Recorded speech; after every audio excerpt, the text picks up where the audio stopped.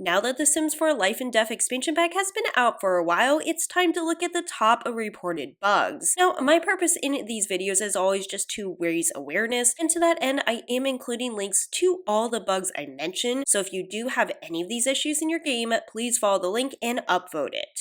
Now, I am happy to report that Life and Death doesn't seem to have as many bugs as many of the other expansion packs, and while it's true it's only been out for a little bit and we could see even more bugs reported, I do think this is a lot less buggy and a lot less broken, especially if we compare it to a pack like Sims 4 for Rent. The first bug is not super major, it is a visual glitch. It appears to affect this hair asset, especially if you have a Sim with broader shoulders. However, the next glitch I would consider among the more major bugs, and this one has to do with being reborn. Now, interestingly enough, during early access, all the reviews I watched, the players actually weren't even able to test out this feature at all, but in this case, this is completely separate. This was not related to not having access to the gallery. In this case, the Sim was reborn and originally kept their relationships from the previous life. However, when they restarted their game next time, the relationships had reset. And please note, they always ask you if you're using custom content or mods, and this person has never used them.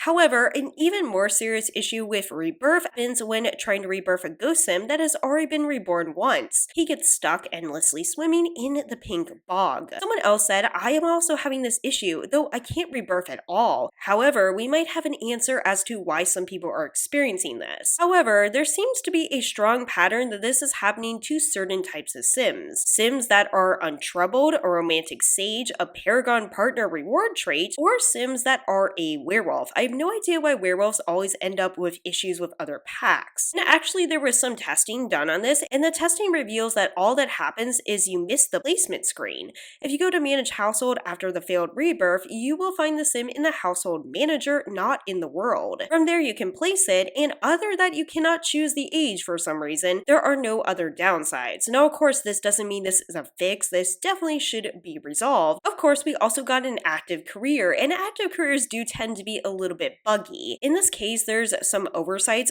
For example, this person got an assignment but had to travel to Moonwood Mill. And the problem with this is they could not get inside to collect souls because you have to be a werewolf to enter. Now, they did do a workaround to teleport, and here is one of those things where I think it was an oversight. On one hand, being able to have a wide range of locations is pretty interesting.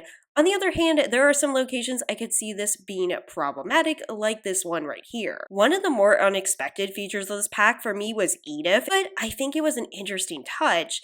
Unfortunately, there is a strange bug with this. One of my Sims got the mark of Edith from a new Life and Death expansion pack, now functionally has become Edith. The Sim who asked for the mark cannot be interacted with like a regular Sim, and it only displays the options when you see them interacting with Edith, such as try to communicate and ask for the mark of Edith. If nothing else, Sims 4 is famous for its atrocious townie fashion. In here, we see Grim rocking some really random shoes. Basically, it's just randomizing what kind of shoes you get while you're wearing the Grim Reaper outfit. I will say though, those red heels are quite an interesting touch with that purple swatch on that Grim Reaper outfit. Now, this next bug I actually remember people mentioning in early access, and this also has to do with the Grim Reaper career. When getting home, the Sim keeps getting a message that there is one day left to fill their quota, but it's every single day no matter what. Again, I don't know the cause for this, but I do know this was caught in early access, and I do think there are a number of people experiencing this. Could it have to do with certain save files? Could it have to do with certain Sims?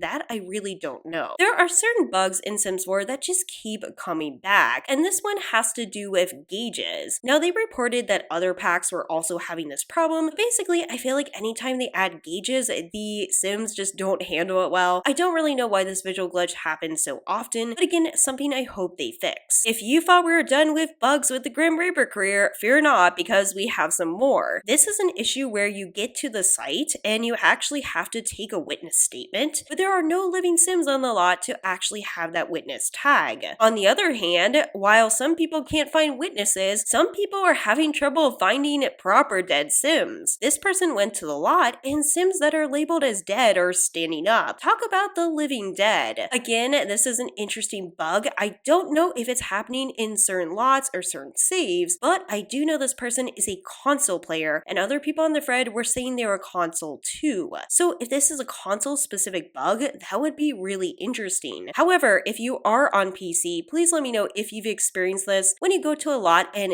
dead Sims are standing upright. Now, like so many other packs, Life and Death expansion pack does have festivals. Unfortunately, one is a bit buggy. This is the Find Festival in Ravenwood. For some reason, the stereo is causing problems. It's playing music, but you can't dance with it, and it just doesn't really do anything. So I think this is probably an easy solution for the team. Not a huge deal, but it would be nice to get fixed pretty quickly. Adding on to the sense that the new world is haunted, apparently there's some lots where people are not able to knock on doors. In this case, there are Sims that just stand for hours before leaving. Now, people that are experiencing this are reporting it on certain lots, especially the old Ravenwood estate. This also happens on Hay Hill Landing, Moppy Manor, and the Cozy Casket House. And reportedly, this person is not using mods or CC. Now, this is another fun case of, is it a bug or is it just a feature? In this case, this has to do with the Soul's journey and bucket list. And honestly, there has been critique, I think rightfully so, that it is pretty easy to complete this. And while I think Soul's journey is a fascinating concept, I think it doesn't have enough challenge or weight to it. And to this end, this person said they were playing with it, and they actually had a midlife crisis, which of course comes from growing together, and the complete bucket list was resolved from that. And it says, despite having done actually none of the bucket list tasks. However, it is undeniable that there are definitely some obvious bugs in this pack, and luckily, I don't think there's tons of them, but this is a visual one that definitely will make you look twice. Person assigned the Grim-born trait, and as you can notice, the body changed rather dramatically when this happened. And this didn't happen just on one sim. You can see the dramatic transformation right here, and in this case, it was actually someone who had a baby with Grim. Didn't actually go ahead and cheat or assign the trait,